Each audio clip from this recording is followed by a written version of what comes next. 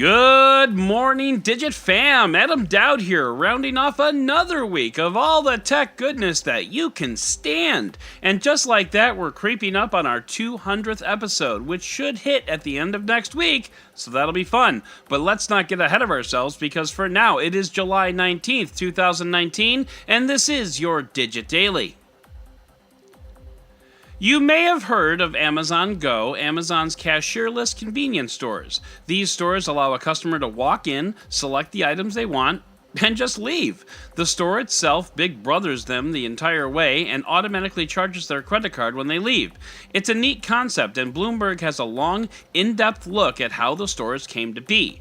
Now, on the face of it, an Amazon Go store is basically a 7-Eleven without the Slurpees and teenage cashiers. It's a convenience store. It's not a full-fledged grocery shopping experience. Personally, I don't go to convenience stores like 7-Eleven unless I want a Slurpee, but that's me. But as it turns out, this automated store is one of Amazon's most ambitious projects to date, and it has a long and fascinating past. Amazon wanted to move in on the retail space. Brick-and-mortar stores actually account for about 90% of total retail sales in the US. As great as it is to shop online, I go to Target a lot more than I log on to Amazon. Plus, when I leave Target, I have a shopping cart full of items. When I cash out at Amazon, it's usually for one thing. So, brick and mortar is still a thing, just don't tell that to your local shopping mall, you might disturb the crickets. And Jeff Bezos wants a piece of that thing. So they spent months figuring out a way to make a physical store more awesome, and it took months of debating to finally figure it out.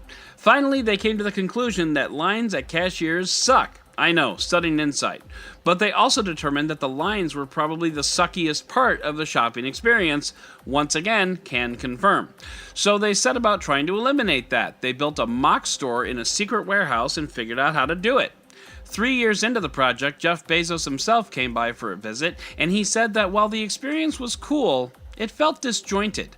Customers had to wait for things like meat and cheese to be cut and weighed. In the words of the Bloomberg article, the gist of it was basically, I love it, now change everything.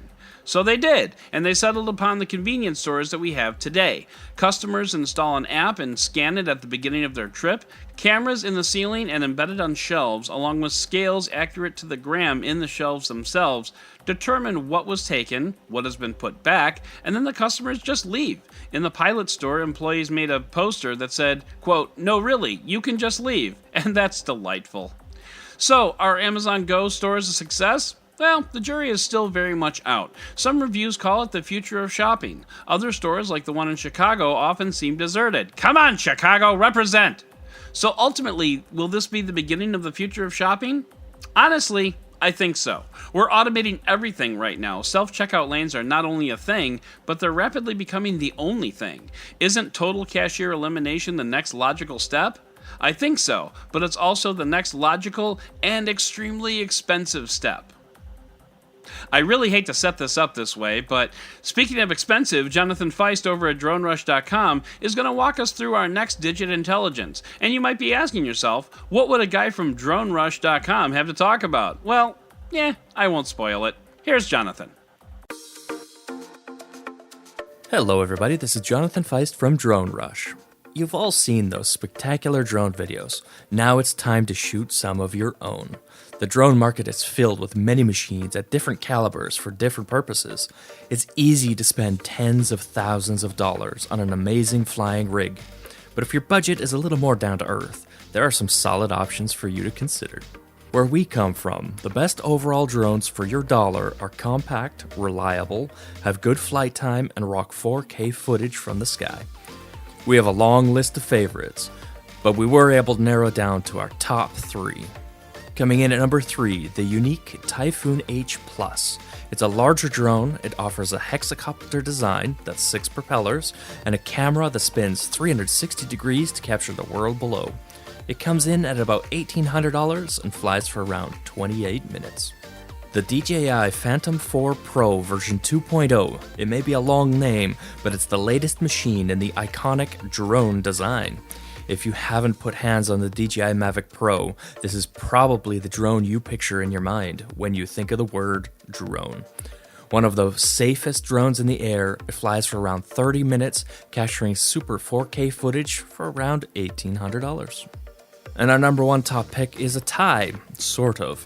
The DJI Mavic 2 Pro and the DJI Mavic 2 Zoom are actually the same drone, they just offer different cameras. The Pro offers a 1-inch Hasselblad camera, while the Zoom offers a smaller sensor but with 2x optical zoom. The DJI Mavic 2 line is compact, folds down for transport, and offers some of the best flight characteristics of any drone in this class. You'll need at least $1,249 to get started. Please remember, most countries around the globe have strict drone laws to follow.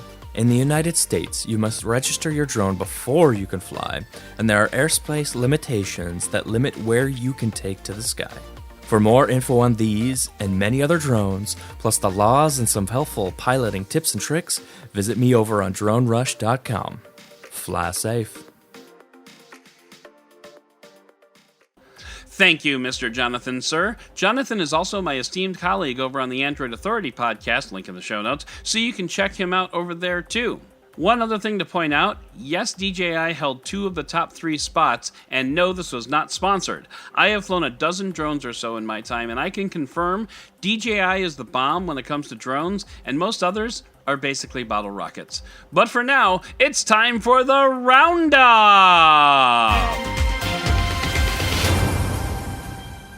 Google may have finally realized that 4 gigabytes of RAM is not enough, and you know what? Google's right! Pixel phones to date have only shipped with a paltry 4 gigabytes of RAM by today's standards, and it's not like they run bad or anything. Okay, yeah, they kinda do. But just for the sake of having a phone for more than a year, Google needs to keep up with the times and do a bit of future-proofing while it's at it. Android Authority has a pretty diverse staff of writers, video persona, and back-end managers who all live all over the world, so we all use different stuff every day.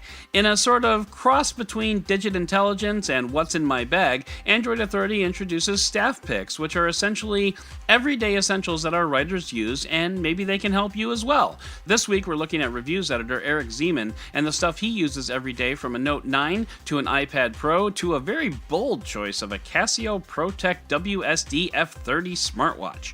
Check out his list and the list of my podcast partner Joe Hindi at the link in the show notes. Google and Facebook might be tracking your porn usage, and BRB, I need to go delete my browsing history.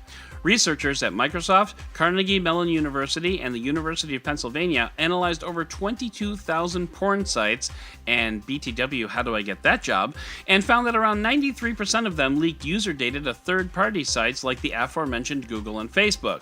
Incognito mode will not help you, just in case you thought you were being clever. I'm not sure there's really anything you can do about it, so just know that while you're watching, they're watching too. How would you like to spend a night in a hot dog?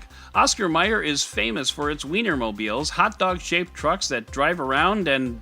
actually, I'm not sure what they do. Sell hot dogs? Probably? Anyway, Oscar Mayer converted one of its Wienermobiles into an Airbnb that you can rent for $136 per night.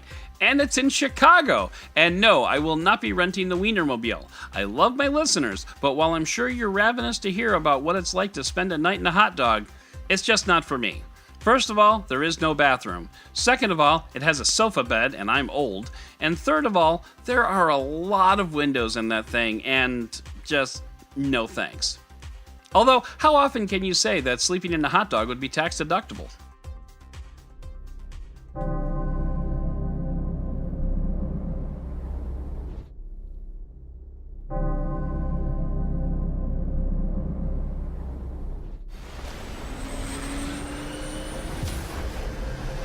And finally, fans at Comic-Con were surprised to see Tom Cruise on hand, and even more surprised to see that he was there to introduce a trailer for next summer's Top Gun Maverick, and holy balls, I'm excited to see this movie. And if you want a tech angle, rumor has it that Mav is going to be flying up against drones for the movie. Oh, and there are still shirtless volleyball players, piano playing at a tropical-themed bar, and Val Kilmer.